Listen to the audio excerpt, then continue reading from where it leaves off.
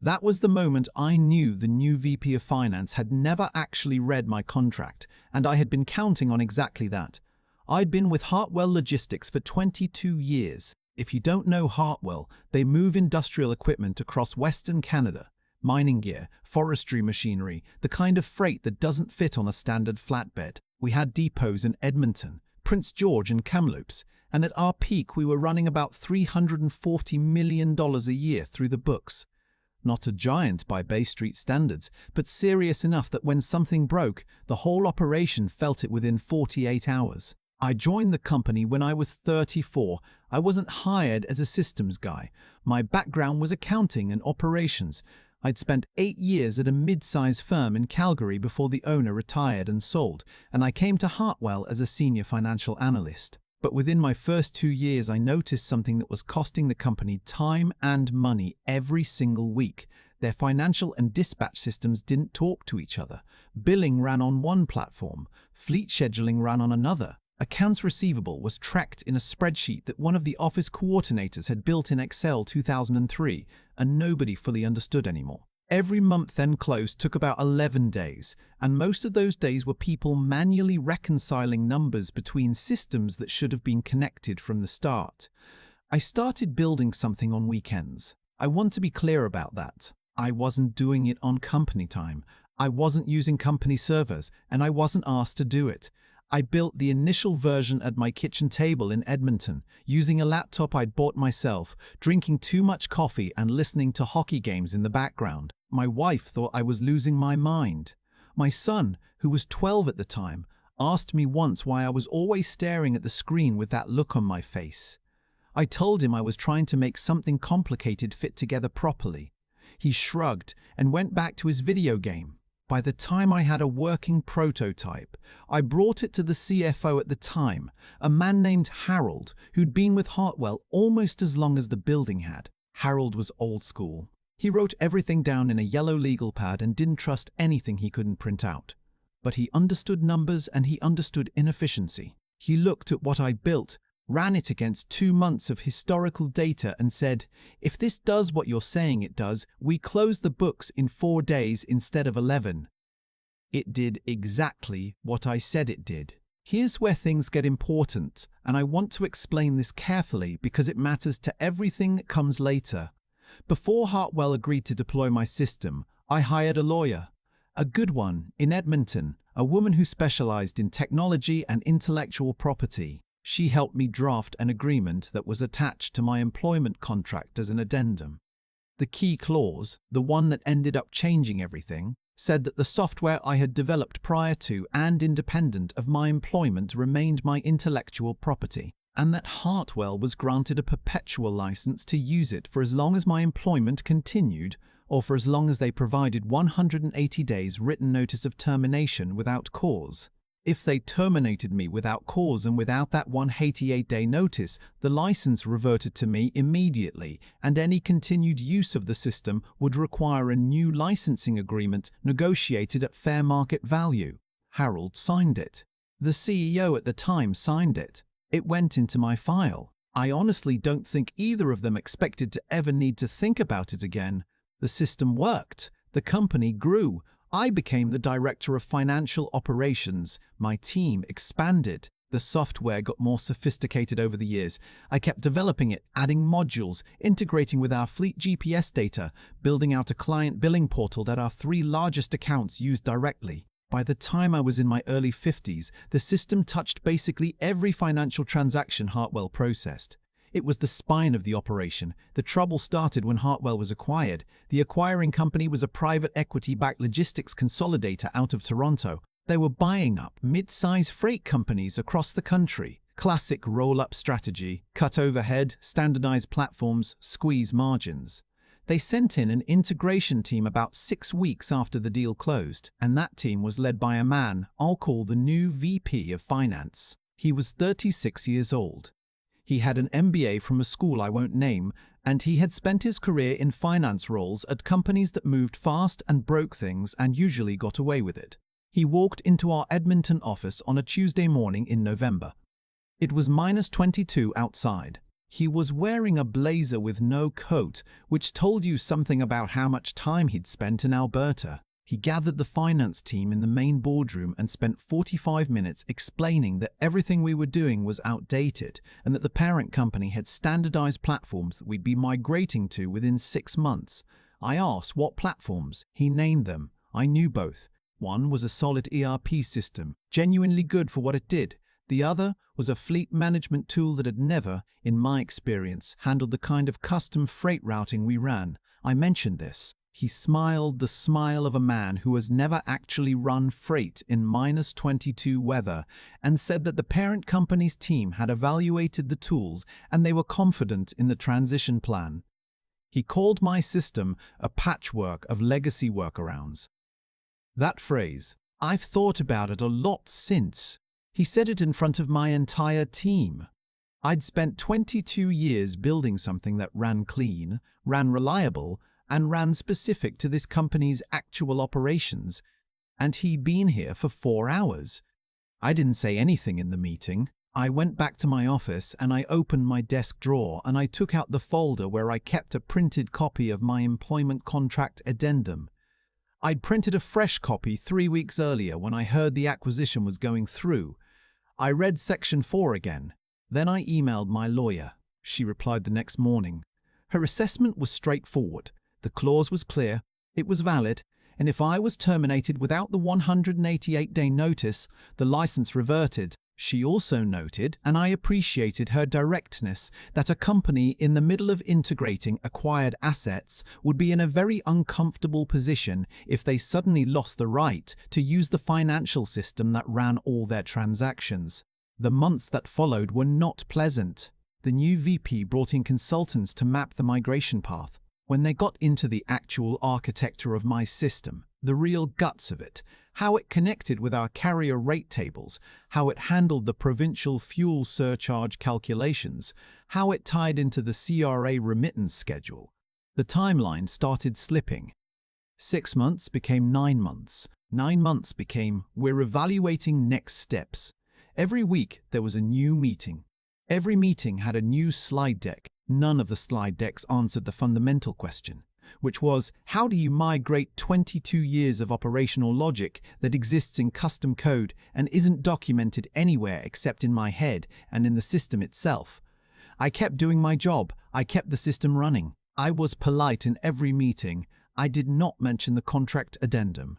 The call came on a Thursday afternoon in late March. It was 4:15. My assistant had already gone home. The new VP called me directly and told me that the parent company had decided to accelerate the transition and that my position was being eliminated effective in 30 days. He said HR would send the paperwork. He said the company appreciated my years of service. 30 days. I said thank you. I hung up.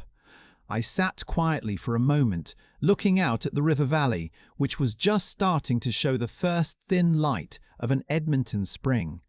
The kind of pale grey-green that comes before anything actually turns green. Then I called my lawyer. She had the letter drafted and sent by Friday morning. It was 4 pages. The summary was this. My employment was being terminated without cause and without the 180-day notice required under my contract addendum. As of the date of termination, the license Hartwell held to operate my system would expire.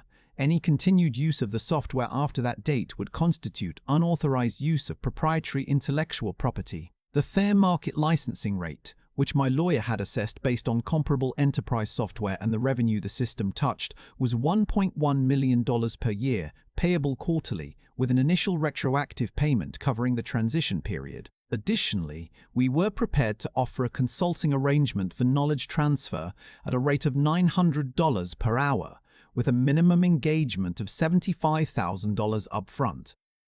I'm told the new VP received the letter during a team meeting. I'm told he read it twice. I'm told his face did something interesting. What happened over the next 3 weeks was, in some ways, more satisfying than anything I could have scripted. The parent company's legal team called my lawyer. They said the contract addendum was unusual. My lawyer agreed that it was unusual. and pointed out that it was also fully executed and attached to a valid employment contract that their client had acquired as part of the asset purchase. They said they'd need time to review. My lawyer said she understood completely and that the 30-day notice clock was still running. They brought in outside counsel. Outside counsel called my lawyer. Outside counsel's assessment, which eventually filtered back to me through the process, apparently agreed with my lawyer's assessment, which was that the clause was enforceable. The CEO of the parent company called me personally. I have to give him some credit. He was direct and he didn't waste my time with posturing. He said the company had made an error in how the transition was handled. He asked whether I was open to a conversation about what a resolution might look like. I said I was. We negotiated for about 10 days. What we eventually agreed to was this: a settlement that covered the retroactive licensing period, a 12-month consulting contract at a rate I was satisfied with, and a proper knowledge transfer arrangement that gave their migration team what they actually needed to build a replacement system. The total value of the settlements and consulting contract, if you added it all up, was somewhere between what the letter had originally demanded and twice that amount. I'm not going to say the exact number. My lawyer advised against it, and I think she's right. But I will say that it was enough that I paid off the mortgage on our lake property in northern Alberta, and I was able to help my son with a down payment on a house in Calgary, and my wife and I took a trip to the East Coast that summer, Nova Scotia, Cape Breton, PEI, that we'd been talking about for 15 years and kept deferring because there was always something at work. There were people who told me I should have gone back, that I should have stayed, seen the transition through, been part of the new structure. I understood the argument. I just didn't agree with it. 22 years is a long time to give to something. When the new management looked at that time and saw legacy workarounds, I think that told me everything I needed to know about how the next chapter would feel. My former colleagues tell me the migration is still ongoing, that certain reporting functions still aren't quite right. That month-end close is back up to 9 days. I'm not surprised, and I'll be honest, I don't feel sorry about it. I built something good. I built it carefully and I protected it carefully. And when someone decided that careful work was something to be dismissed, the careful work turned out to matter quite a lot. My lawyer, toward the end of the whole process, asked me when I'd first thought to put that clause in the contract. I told her the truth.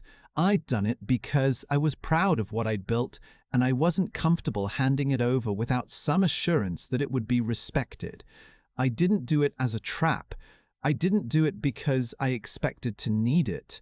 But I knew my contract, and in the end, that was the whole story. I've thought about that November morning more times than I can count.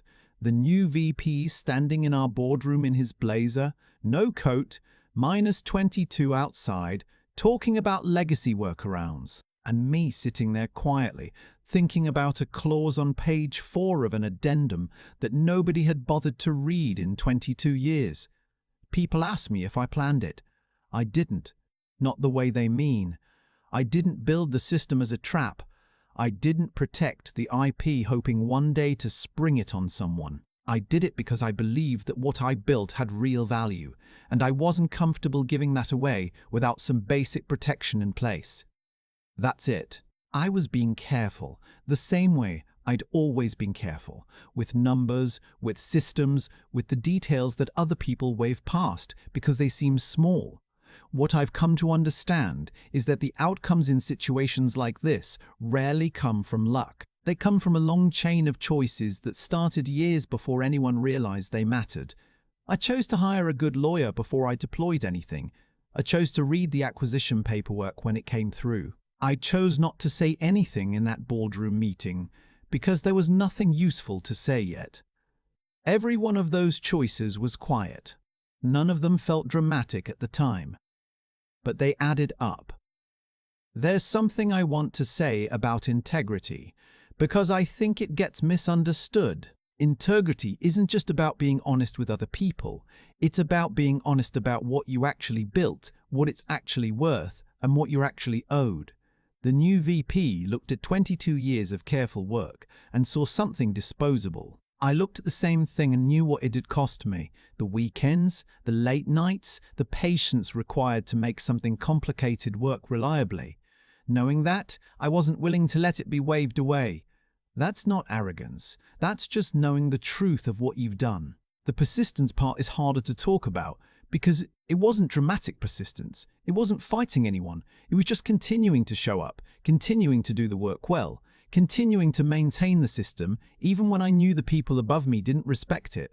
That took something. Some mornings it took more than I expected, but I kept going, and when the moment came where it mattered, I was still standing. And the judgment piece, knowing when to speak, knowing when to stay quiet, knowing which battles to fight and which ones to leave alone, that came from experience. I'd watched enough corporate transitions to know that arguing in the moment rarely changed anything. What changed things was paperwork. What changed things was the clause that my lawyer and I had written carefully, years before anyone thought it would ever need to be used. My son called me after it was all settled. He asked me what the lesson was. I told him it was simple: build things worth protecting, protect them properly, and then do the work well enough that the protection actually means something.